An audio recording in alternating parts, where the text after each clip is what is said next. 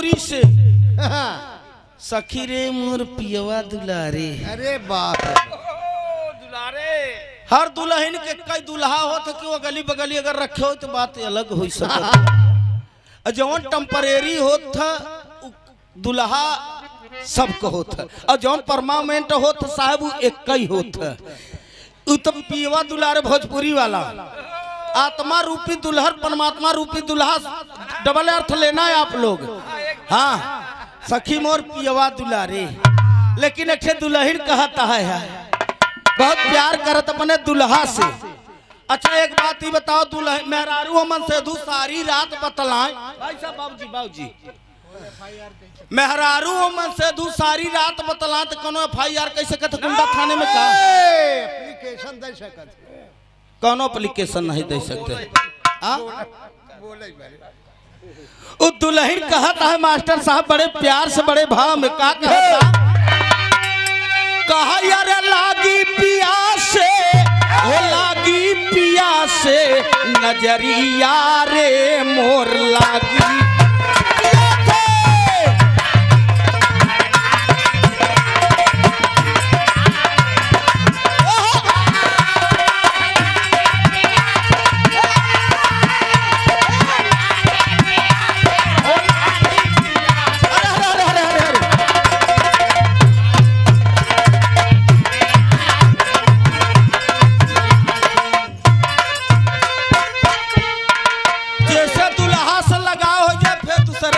मतलब बारे गाना गाना निकरा रहा सुने रहा हो गए आप लोग।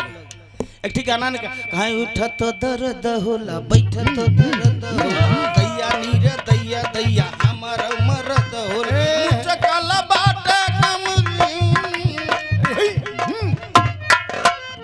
कहन न दोलाई दे तुरनिया कतलवा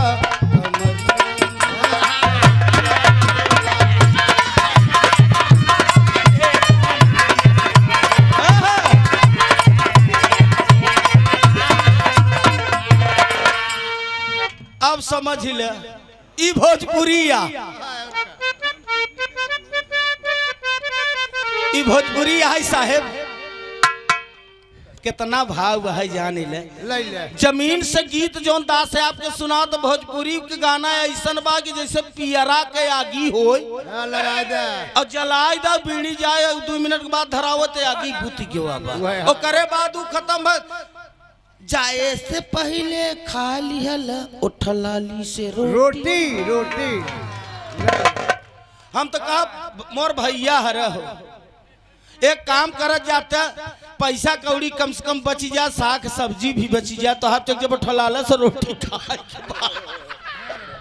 हमार बिरादरी है ना सब नंबर 1 पर चली रहा है। और का अहिमान ने सांप मारे वाला हीर तब जात के अहिर पैदा भवन अहिरे का लाठी केवल भैंसा भर सही पाए या तो पृथ्वी बाकी क्यों सही नहीं पाए। रामकिशन भैया के नमस्ते प्रणाम 101 रुपया का पुरस्कार के है बाबूजी। सेवा में श्रीमान संत लाल बाबूजी की ओर से 21 रुपया का पुरस्कार हुआ। दातार सुखी रखे परिवार सुखी रहे सब भैयन के नमस्ते प्रणाम। तब से वो बदल गया तब से गाना और आई गया मास्टर साहब का आई गया कहा घुघटा ऐसे खोलाई ना दे भाई निसनिया ले भैया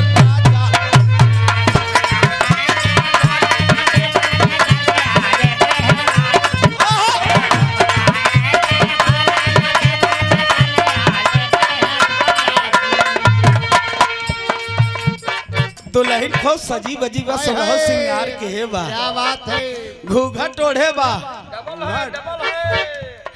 बाबूजी डबल अर्थ ले है दुल्हन सिंगार सो रहा कई के घूघट तो पे बा अब हीरे गेला बाबूजी भैया भैया भैया अब हो तू बोलबे तुम बिसर जाबे आराम से। अहिरे का लड़का कहे बाबू 20 ठिनी बोलोरो केहन परवीण भैया 20 ठिनी 25 ठिनी 30 बोलोरो केहन डीजे केहन रोड लाइट केहन। अभी सुहाग रात बारात लौट के आए तो दुल्हन सुहाग रात के समय में दुल्हा से कहता घूंघट ऐसे न खुले दुल्हवा कहता मान जब मेरी जान। अरे यार यहाँ उम्र में देख ले ऐसा ही आसाराम हरे जेल कर है माँ हम कहाँ जाएंगे? अरे जाबे तू हूँ वैसे ही बोलबे ते दिन की हरे हरे रात की घरे घरे जब टोबे तो हम का करबे। ओ दुल्हन कहता है अपने दुल्हा से बाबू का घुघटा ऐसे खोलै न देबै सनिया लेबै राजा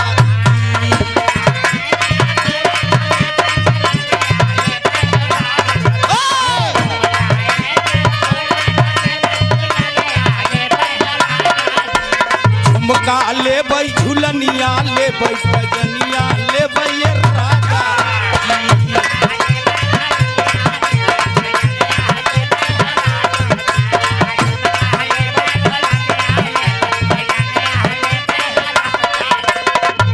लड़कवा बड़े चक्कर में दुल्हवा परा मोर बप्पा रे इतना खर्चा हो गई घूंघट के मोह दिखाई में कहा तो झुमका ले झुलनी दुल्हवा का ठीक बा देवी सब देव लेकिन एक बात हमरे हुआ का कहे झुमका देबै झुलनिया देबै पजनिया देबै रानी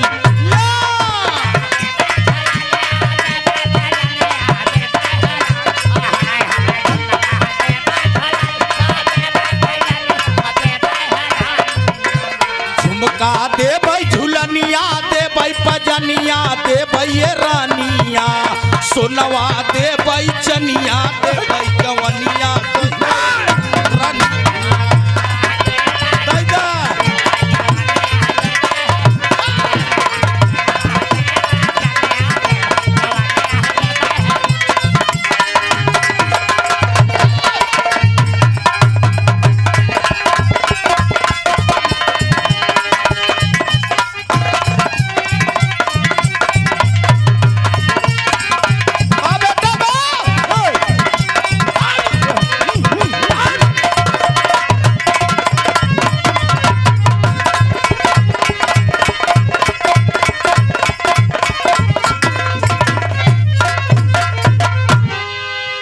चटनी अचार